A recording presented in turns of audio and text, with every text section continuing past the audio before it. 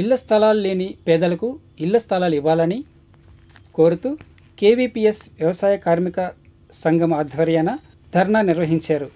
ఈ కార్యక్రమంలో కౌలు రైతుల సంఘం జిల్లా సహాయ కార్యదర్శి పాశం రామారావు, సిఐటియు నాయకులు వివి జవహర్లాల్, జీవి రాఘవులు, పి బాలకృష్ణ, కమలాకర్ తదితరులు పాల్గొన్నారు. అనంతరం వారు మాట్లాడారు. దళితవాడల్లో ప్రజలు ఎదుర్కొనేటువంటి సమస్యల పరిష్కారం కోసం ఎంఆర్ఓ ఆఫీస్ దగ్గర కేవీపీఎస్ వ్యవసాయ కార్మిక సంఘం ఆధ్వర్యంలో ధర్నా జరుగుతూ ఉంది.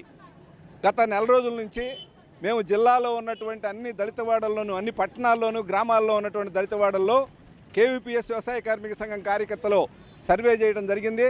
జిల్లాలో 70 గ్రామాల్లోనూ దాదాపుగా 50 వార్డుల్లోనూ మేము సర్వే చేశాం. ఈ సర్వేలో ప్రధానమైనటువంటి అనేక సమస్యలు వచ్చినాయి. ఆ సమస్యలు ఏంటంటే, దళితులు శ్మశాన స్థలాలు నిండిపోయినాయి, పెట్టిన చోటనే పెట్టాల్సి వస్తుంది.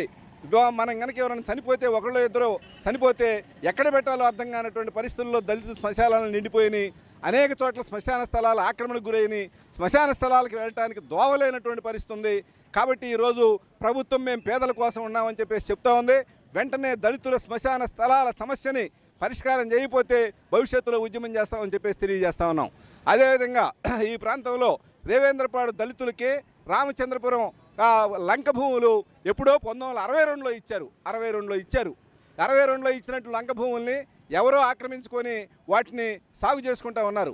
ఇది సరైనటువంటి పద్ధతి కాదు. అవి దళితులకు ఇవ్వాలి, దళితులకు పట్టాలు ఇవ్వాలి.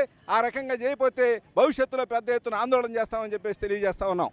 నియోజకవర్గ ప్రాంతంలో దళితులు ఎదుర్కొన్న సమస్యలను సామాజిక శంకారం అనే పేరుతో అధ్యయనం చేయడం జరిగింది. ఈ సందర్భంగా అనేక గ్రామాల్లో దళితులు అనేక సమస్యలు ఎదుర్కొంటూ ఉన్నారు.